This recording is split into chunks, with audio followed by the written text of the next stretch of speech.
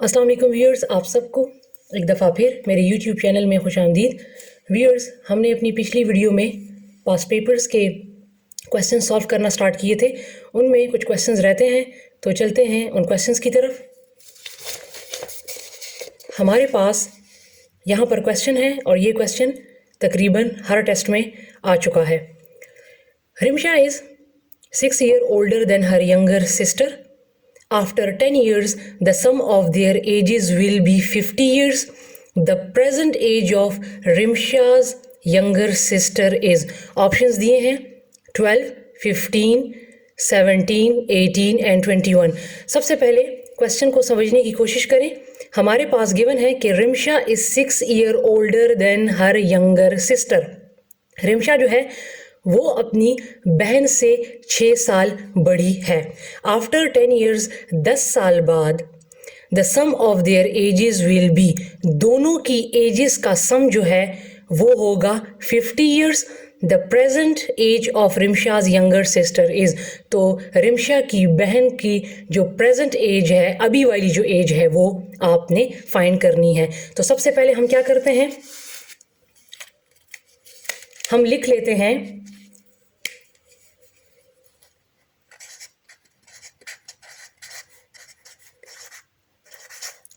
Sisters as जो है वो हम x सपोज कर लेते हैं।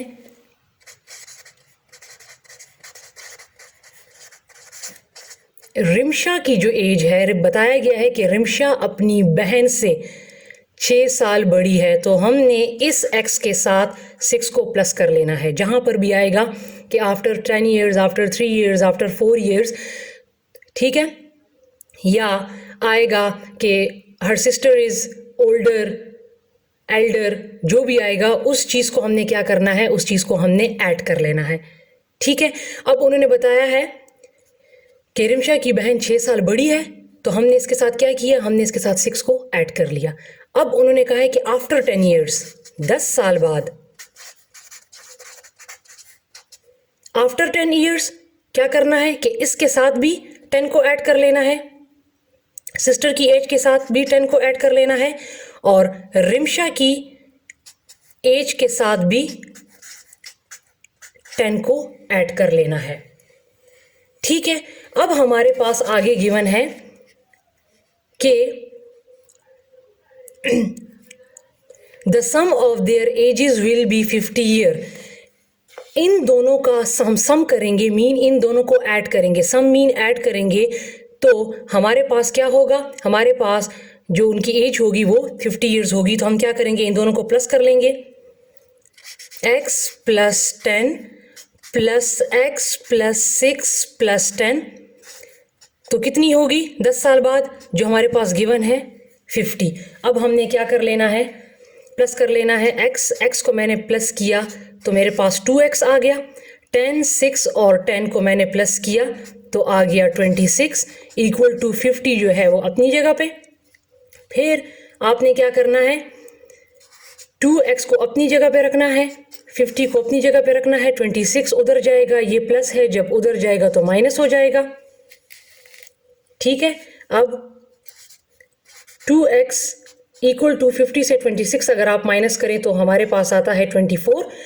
अब हमने क्या करना है, हमें x की वैल्यू फाइंड करनी है, तो लिहाजा x के साथ जो चीज़ मल्टीप्लाई हो रही है उसी को हमने यहाँ पर भी डिवाइड कर देना है, यहाँ पर भी डिवाइड कर देना है। तो 2 से कैंसिल हो गया, 2 1 टाइम 2 एंड 2 12 टाइम 24, तो हमारे पास जो x आया है वो है 12।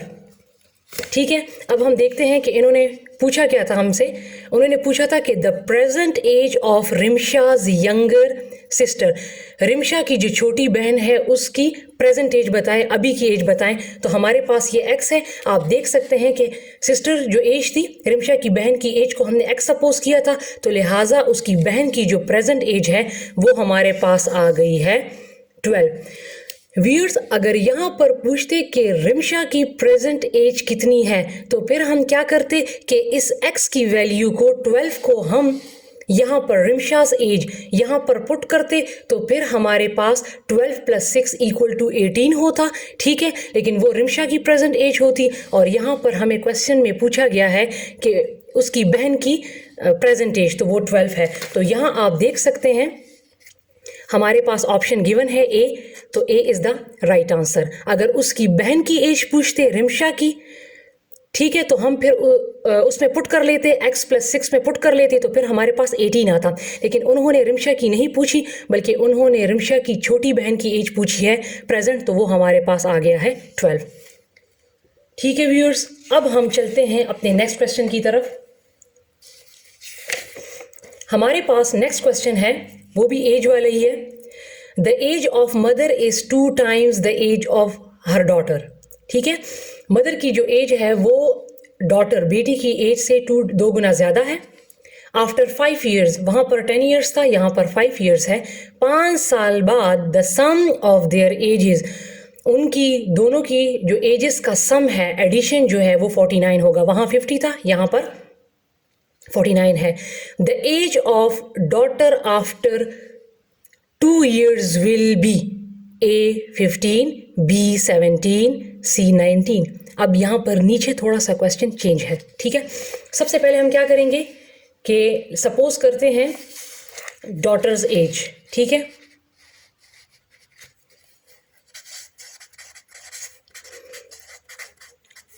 डॉटर की जो एज हम सपोज करते हैं x, मदर की एज उन्होंने कहा है कि 2 times। ये बात याद रखें कि जब भी ओल्डर एल्डर आ जाए तो आपने x के साथ उस चीज़ को प्लस करना है, लेकिन जब टाइम्स आ जाए तो फिर आपने प्लस नहीं करना बल्कि क्या करना है, फिर आपने मल्टीप्लाई करना है। यहाँ पर 2 times यूज हुआ है। मदर्स एज जो है वो 2 times the age of her daughter, तो मीन्स इस x के साथ हमने 2 को मल्टीप्लाई करना है, जबकि ठीक है जब भी टाइम आ जाए तो हमने मल्टीप्लाई करना है। तो मदर की एज क्या हुई 2x। अब उन्होंने कहा है कि आफ्टर 5 years, 5 साल बाद, 5 साल बाद का क्या मतलब, इसके साथ भी आप 5 ऐड कर लें, इसके साथ भी 5 ऐड कर लें, तो ये हो गया x + 5, 5 साल बाद डॉटर की एज, और ये 2x + 5, ये मदर्स की एज के साथ मैंने 5 को ऐड कर लिया। अब उन्होंने क्वेश्चन में कहा है कि the sum of their ages, इन दोनों का जब आप सम करेंगे तो वो क्या होगा 49, विल बी 49 years। ठीक है, तो हम क्या करेंगे, इनको प्लस कर लेते हैं, x + 5 + 2x + 5 = ये मैंने गिवन है 49। अब क्या करना है, 2x और ये एक x हो गया, 3x, 5 + 5 10 = 49 एज इट इज़। अब 3x अपनी जगह पे, 49 अपनी जगह पे, ये 10 उस साइड पर चला जाएगा तो -10 हो जाएगा। अब 3x = 49 - 10 39। x की वैल्यू फाइंड करनी है, x के साथ 3 मल्टीप्लाई हो रहा है तो यहाँ भी डिवाइड कर दें, यहाँ भी डिवाइड कर दें।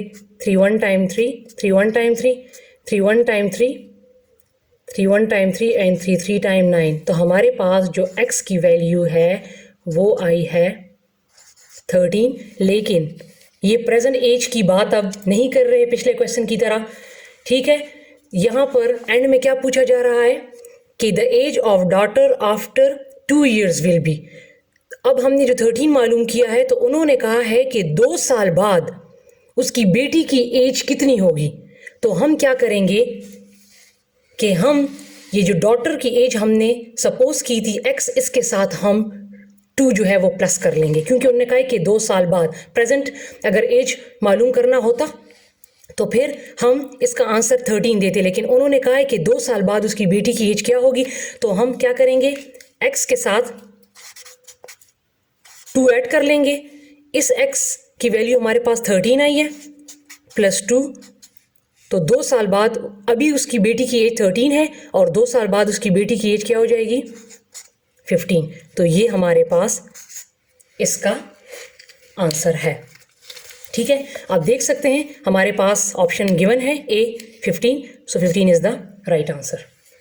अब हम अपने नेक्स्ट क्वेश्चन की तरफ चलते हैं। इंतहाई easy question. If a number is multiplied by 4, अगर एक नंबर सपोज करें उस नंबर को 4 से मल्टीप्लाई करें, द रिजल्ट इज 20, तो हमारे पास रिजल्ट उसका है 20. द रिक्वायर्ड नंबर इज, तो वो नंबर बताएं वो क्या है. अब हम इसके सोल्यूशन की तरफ चलते हैं. इफ अ नंबर, ठीक है, let the number equal to x, उन्होंने कहा मल्टीप्लाइड बाय 4, उस नंबर को 4 से मल्टीप्लाई करें. ठीक है, मल्टीप्लाइड बाय 4 मीन x, या इस तरह लिख लें 4 मल्टीप्लाई बाय x या x मल्टीप्लाई बाय 4. ठीक है, तो हमारे पास क्या आ जाएगा 4x. ठीक है, ये हमने मल्टीप्लाई कर लिया. x को 4 के साथ मल्टीप्लाई करें या 4 को x के साथ मल्टीप्लाई करें, लेकिन चूंकि पहले हम कोफिशिएंट लिखते हैं उसके बाद हम वेरिएबल लिखते हैं, तो लिखना आपने इस तरह है. ठीक है, उसके बाद उन्होंने कहा है कि रिजल्ट क्या आएगा 20, ये मेंशन है, गिवन है. ठीक है, अब x के साथ 4 मल्टीप्लाई हो रहा है, हमने x की वैल्यू फाइंड करनी है, तो लिहाजा 4 को यहाँ भी डिवाइड करें, 4 को यहाँ भी डिवाइड करें. 4 4 से कैंसिल हो गया, 4 1 time 4 and 4 5 time 20, so x is equal to 5. तो हमारे पास वो नंबर क्या आया है 5. तो यहाँ पर ऑप्शंस में आप देखें हमारे पास बी ऑप्शन है 5, सो 5 इज द राइट आंसर. अब हम अपने नेक्स्ट क्वेश्चन की तरफ चलते हैं. हमारे पास नेक्स्ट क्वेश्चन है the sum of 3 consecutive odd numbers is 51. Odd numbers या ऑड इंटीजर्स भी बास टाइम लिखा होता है. द लीस्ट नंबर इज, हमारे पास 3 कंसेक्यूटिव नंबर का जो सम है, एडिशन जो है ऑड नंबर्स का, वो 51 है. तो द लीस्ट मीन सबसे छोटा नंबर क्या है. तो यहाँ पर सबसे पहले समझने की ये ज़रूरत है कि कंसेक्यूटिव किसे बोलते हैं. कंसेक्यूटिव उसको बोलते हैं सीक्वेंस वाइज. ठीक है, हमारे पास ऑड नंबर्स जो हैं वो सीक्वेंस वाइज होते हैं. ठीक है, जिस तरह फॉर एग्जांपल मैं यहाँ पर नंबर्स लिख लेती हूँ. ऑड नंबर्स हमारे पास होते हैं 1 3 5 7, ये हमारे पास ऑड नंबर्स हैं, सीक्वेंस वाइज है 1 3 5 7. तो इसका मतलब है अगर आप 3 कंसेक्यूटिव नंबर्स लेंगे तो 1 3 5 लेने हैं. इस तरह नहीं करना कि आपने 3 ले लिया तो उसके बाद आपने 7 ले लिया. कंसेक्यूटिव मीन ये कि सीक्वेंस वाइज, अगर 1 लिया है तो उसके बाद 3 लेना है, 3 लिया है तो उसके बाद 5 लेना है. ठीक है, तो अब हम अपने सॉल्यूशन की तरफ चलते हैं. हमारे पास जो फर्स्ट मैं सी सिर्फ लिख देती हूँ. कंसेक्यूटिव नंबर जो है वो मैं सपोज कर लेती हूँ x + 1. सेकेंड नंबर जो है कंसेक्यूटिव x + 3, और 3 के बाद जो हमारे पास अगला जो ऑड नंबर होता है, थर्ड कंसेक्यूटिव ऑड नंबर. ठीक है, 1 3 5, ये मैंने 3 कंसेक्यूटिव ऑड नंबर ले लिए. हमारे पास गिवन है कि द सम मीन इन तीनों को ऐड करें तो हमारे पास क्या आता है रिजल्ट 51. तो मैं इन तीनों को ऐड करूंगी. The sum of 3 C consecutive numbers x + 1 + x + 3 + x + 5, तो रिजल्ट हमारे पास गिवन है 51. अब इनको हमने प्लस कर लेना है. एक x ये है, एक x ये है, एक ये है, तो ये हो गए 3x. 5 + 3 8 + 1 9 = 51. अब 3x को अपनी जगह पे, 51 को अपनी जगह पे रखें, 9 उस साइड पे चला जाएगा तो माइनस हो जाएगा. अब 3x = 51 से 9 माइनस करें, यहाँ पर एक कैरी 11 हो गया. 11 से 9 माइनस करें तो 2, यहाँ पर 4 बच गया, तो ये हो गया 42. अब x के साथ 3 मल्टीप्लाई हो रहा है तो यहाँ पर भी डिवाइड हो जाएगा. ख़त्म करने के लिए यहाँ पर भी 3 1 टाइम 3 3 1 टाइम 3 3 1 टाइम 3 ये 42 है, तो 3 1 टाइम 3, यहाँ पर एक कैरी हो गया, 3 4 टाइम 12, तो x की वैल्यू हमारे पास आ गई है 14। अब आपने क्या करना है, जो 3 कंसेक्यूटिव नंबर हम लोगों ने लिए थे, अब हम x की जो वैल्यू है वो इनमें पुट करेंगे। हमारे पास x की वैल्यू क्या है 14, जब हम इसमें पुट करेंगे x + 1, तो मैं इसमें पुट करती हूँ, x की जगह पे मैं पुट कर लेती हूँ 14 + 1, तो ये मेरे पास आ गया 15। फिर मैं x + 3 में पुट करती हूँ, तो x की वैल्यू 14 + 3, 14 15 16 17, दूसरा कंसेक्यूटिव नंबर जो है ये 17। फिर x + 5, x की वैल्यू 14 + 5, तो 19। अगर आप देखें, मैंने जो 3 कंसेक्यूटिव नंबर लिए थे सीक्वेंस वाइज, अगर आप देखें तो मेरे पास यहाँ भी सीक्वेंस वाइज आए हैं। 15, 15 के बाद हमारे पास ऑड नंबर होता है 17, 17 के बाद होता है 19। अब उन्होंने हमें कहा है यहाँ पर the least number, least mean सबसे छोटा नंबर, तो आप इन तीनों नंबर में अब देख सकते हैं कि लीस्ट नंबर कौन सा है, 15 इज द लीस्ट नंबर। ठीक है, उन्होंने लीस्ट नंबर पूछा है। अगर वो पूछते कि लार्जेस्ट नंबर, ठीक है, तो फिर हम 19 लिखते हैं, लेकिन उन्होंने लीस्ट का पूछा है, लीस्ट मीन सबसे छोटा नंबर, तो वो है 15। ठीक है, तो यहाँ पर आंसर में हमारे पास 15 गिवन है, सो 15 इज द राइट आंसर। ठीक है व्यूअर्स, हमारे पास नेक्स्ट क्वेश्चन है the arithmetic mean of the data -6 -4 2 3 5 is. अगर ये जो डेटा गिवन है इनका अगर हम मीन ले लें तो हमारे पास कह रहा है कि आंसर क्या आएगा, -4 0 4 या 2। सबसे पहले आप ये याद रखें कि हम जब मीन फाइंड करते हैं, क्योंकि हमारे पास डाटा गिवन है, इसका हमने मीन फाइंड करना है, तो मीन हमने क्या करना है, यहाँ पर इसको सम करना है। हमारे पास जितना भी डाटा गिवन है, जो नंबर्स गिवन है, इनको हमने ऐड कर लेना है, और यहाँ पर जो है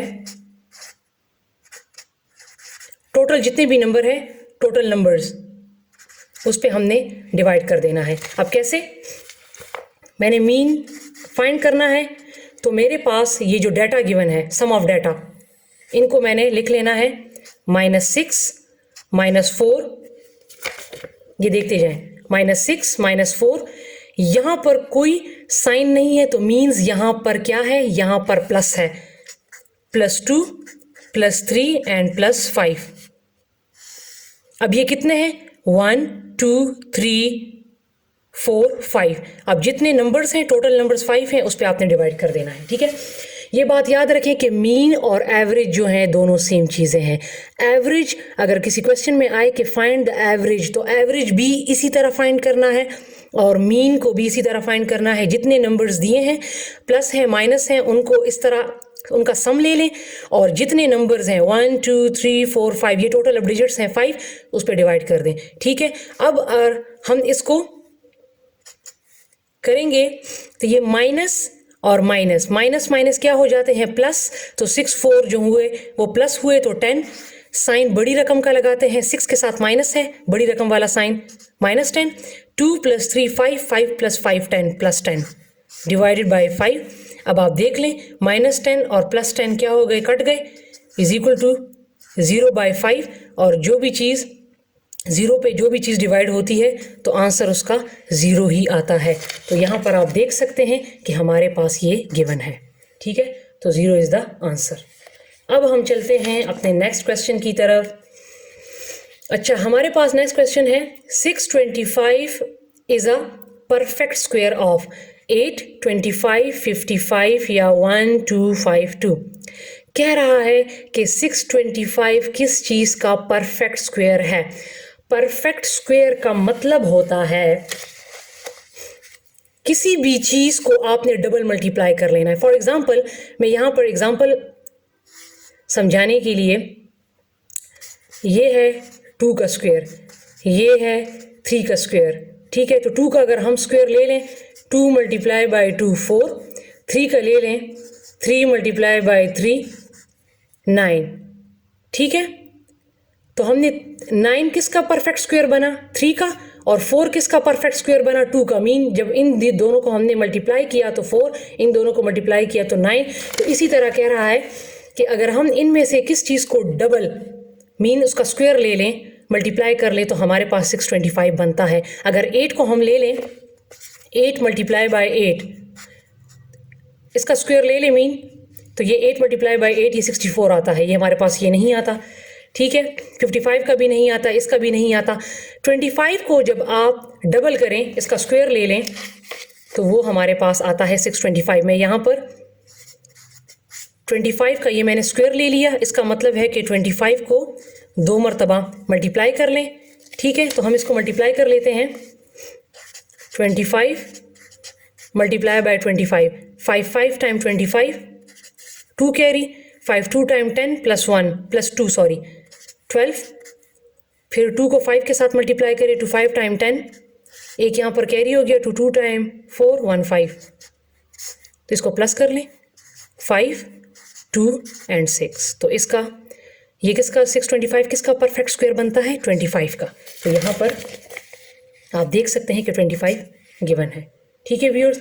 अब हमारे पास नेक्स्ट क्वेश्चन है जो कि इंतहाई इंपॉर्टेंट क्वेश्चन है और बहुत इजी है। x + 1/x is 10। हमारे पास x + 1/x जो है वो 10 है। देन तो x² + 1/x² किसके बराबर हुआ। इसमें ये x 1/x दिया हुआ है और x² + 1/x² फाइंड करना है। तो ये हमारे पास सबसे पहले फॉर्मूला बनता है a + b का होल स्क्वायर का। हमारे पास फॉर्मूला है a का स्क्वायर, ठीक है, प्लस b का स्क्वायर प्लस 2ab। हमने इसको इस फॉर्मूले से खोलना है। हमारे पास गिवन क्या है, x + 1/x = 10। हमने इसका क्या करना है, टेकिंग स्क्वायर, इसका हमने स्क्वायर ले लेना है ताकि हमारे पास फॉर्मूला बन जाए। Taking square on both sides, दोनों साइड्स पे स्क्वायर ले लेना है। x + 1/x इसका मैंने स्क्वायर ले लिया, फिर मैंने ले लिया 10 का स्क्वायर, ठीक है व्यूअर्स। अब हमने क्या करना है, इसको इस फॉर्मूले से खोलना है। तो पहले मैं ले लूँगी x का स्क्वायर, फिर मैं ले लूँगी 1/x का स्क्वायर, फिर दरमियान में ये है, साइड पे है 2। a मेरे पास क्या है x और b मेरे पास क्या है 1/x = 10 को मैंने अब यहाँ पर देखिए, यहाँ भी 10 का स्क्वायर लिया है, 10 को डबल मल्टीप्लाई किया है, तो ये है 100। ये x कैंसिल हो गए। हमारे पास क्या रह गया, x + x² + 1/x² + 2 = 100, क्योंकि x से कट गया। अब x² + 1/x² अपनी जगह पे, 100 अपनी जगह पे, ये +2 है तो उस साइड पे चला जाएगा तो माइनस हो जाएगा। तो x² + 1/x² = 98। तो ये इसका आंसर आया 98। तो आप देख सकते हैं कि हमारे पास इसकी वैल्यू क्या आई है, 98। तो D is the right answer, ठीक है व्यूअर्स। अब हम चलते हैं अपने नेक्स्ट क्वेश्चन की तरफ। हमारे पास गिवन है इन 3 a + b a and b are। कहा है कि इसमें बताएं a और b क्या है। हमारे पास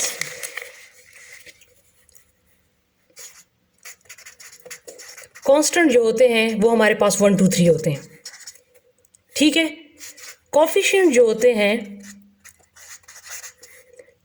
जब भी किसी वेरिएबल के साथ डिजिट लिखा हो, फॉर एग्जांपल यहाँ पर 3x लिखा है या 4x लिखा है, तो ये जो है ये कोफिशिएंट है। ये x के साथ, वेरिएबल के साथ जो डिजिट लिखा होगा वो हमारे पास कोफिशिएंट होगा। तो इसमें कोफिशिएंट 3 है और इसमें 4 है। फिर हमारे पास एक्सपोनेंट है, फॉर एग्जांपल अगर इसके ऊपर होता 2 या इसके ऊपर होता 4, तो जो वेरिएबल के ऊपर वाली चीज़ है ये हमारे पास क्या होती है, ये होती है एक्सपोनेंट। यहाँ पर मैं दोबारा लिख लेती हूँ 2x की पावर 2, तो ये 2 जो है ये मेरे पास है एक्सपोनेंट, ठीक है। और अब लिटरल नंबर या वेरिएबल ये हमारे पास सेम होते हैं। तो अगर मैं यहाँ पर लिखूँ 5x प्लस 2y, तो हमारे पास वेरिएबल या लिटरल नंबर जो हैं वो हमारे पास है x और y, ये दोनों सेम होते हैं। तो अगर MCQ में आप लोगों को आए, ठीक है, कि ये क्या है, तो अगर वेरिएबल दिया हो तो वेरिएबल पर टिक करें और अगर लिटरल नंबर दिया हो तो लिटरल नंबर पर टिक करें, ठीक है। x और y क्या है, ये हमारे पास है लिटरल नंबर या वेरिएबल। तो अब इस क्वेश्चन में आप देख सकते हैं इन्होंने हमसे इसका नहीं पूछा 3, अब यहाँ पर कॉफिशेंट है, उन्होंने कहा है कि a और b क्या है, तो कांस्टेंट भी नहीं है, क्योंकि कांस्टेंट जब अकेले 1 2 3 लिखे होते हैं तो वो होते हैं कॉफिशेंट। ये 3 जो है यहाँ पे कॉफिशेंट है, एक्सपोनेंट यहाँ पर गिवन नहीं है, तो लिहाजा ये क्या है, a और b लिटरल नंबर। अब हमारे पास क्वेश्चन है 9y की पावर 4 डिवाइडेड बाय 3y की पावर 2, तो कह रहा है कि इसका आंसर हमारे पास क्या होगा, 3y स्क्वायर, 3y क्यूब या 3y4। तो क्वेश्चन है 9y की power 4 divided by 3y square equal to, तो 9y की पावर 4 डिवाइडेड बाय 3y की पावर स्क्वायर, इन दोनों की कटिंग हो रही है, 3 1 टाइम 3, 3 3 टाइम 9, तो मेरे पास यहाँ पर क्या रह गया, 3y की पावर 4 और यहाँ पर y की पावर स्क्वायर। अब मैं क्या करूँगी कि 3y की पावर 4 इसी तरह लिखने दें, और ये जो y की पावर स्क्वायर है, जो चीज़ डिवाइड होती है वो ऊपर जाके क्या हो जाएगी, मल्टीप्लाई। लेकिन इसका एक्सपोनेंट जो है, ये एक्सपोनेंट है, ये अगर प्लस है तो माइनस हो जाएगा, अगर माइनस है तो प्लस हो जाएगा, साइन ऑपोजिट हो जाएगा। अब यहाँ पर कोई साइन नहीं है, मीन यहाँ पर प्लस है, तो जब ऊपर जाएगा तो इसके साथ नहीं, बेस के साथ नहीं, वेरिएबल के साथ नहीं, एक्सपोनेंट का साइन चेंज होगा, वेरिएबल का साइन नहीं चेंज होगा, ठीक है। तो एक्सपोनेंट का साइन चेंज हो गया। अब 3 एज इट इज, ये क्या है, 2y हैं और दोनों मल्टीप्लाई हो रहे हैं। जो चीज़ बेस सेम हो तो हम क्या करते हैं, और मल्टीप्लाई हो रही हो तो हम उसमें एक ले लेते हैं, और एक्सपोनेंट जब बेस मल्टीप्लाई हो रहे होते हैं तो एक्सपोनेंट या प्लस होते हैं या माइनस होते हैं, तो लिहाजा यहाँ पर माइनस हो रहे हैं, 4 - 2, तो 3y की पावर 2 ये इसका आंसर है। तो हम देखते हैं कि ये यहाँ पर मौजूद है, तो यस ये यहाँ पर मौजूद है, ये है, ये इसका आंसर है, ठीक है व्यूअर्स।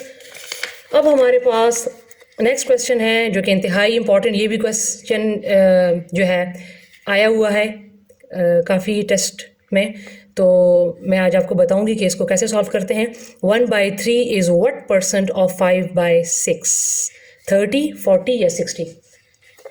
तो चलते हैं इसके सॉल्यूशन की तरफ, ठीक है। 1/3 इज़ व्हाट परसेंट ऑफ 5/6, ठीक है।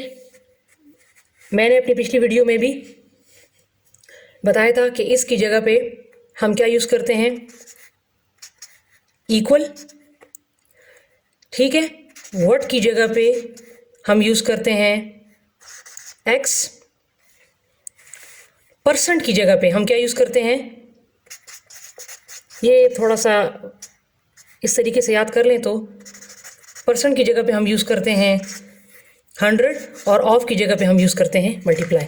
अब जहाँ जहाँ पर ये चीज़ें आ रही हैं वहाँ पर ये चीज़ें पुट करें। अब हमारे पास 1/3 है, इसकी जगह पे इक्वल टू, व्हाट की जगह पे x, परसेंट की जगह पे परसेंट जो है पहले हम इस तरह पुट कर लेते हैं, तो फिर इसको हम सॉल्व कर लेंगे, ठीक है। ऑफ की जगह पे मल्टीप्लाई और ये आ गया 5/6।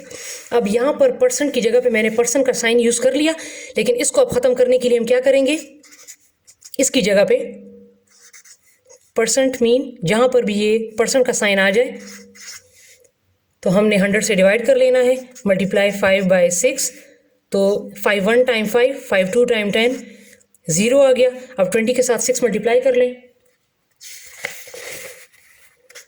1/3 is equal to x divided by 26 time 120 आ गया। इसकी अब क्या करें, क्रॉस मल्टीप्लिकेशन, 120 को ऊपर ले जाएं इज इक्वल टू 3 को उस साइड पे ऊपर ले जाएं, तो ये आ जाएगा 120 3x। 3 को यहाँ भी डिवाइड करें, 3 को यहाँ भी डिवाइड करें, 3 1 time 3, 3 1 time 3, 3 1 time 3 and 3 4 time 12 0। तो क्या आ गया हमारे पास, x की वैल्यू आ गई 40। तो अगर अब यहाँ पर देखें 1/3 इज़ व्हाट परसेंट ऑफ, तो 1/3 इज़ 40% ऑफ। तो ये इसका आंसर आ गया 40।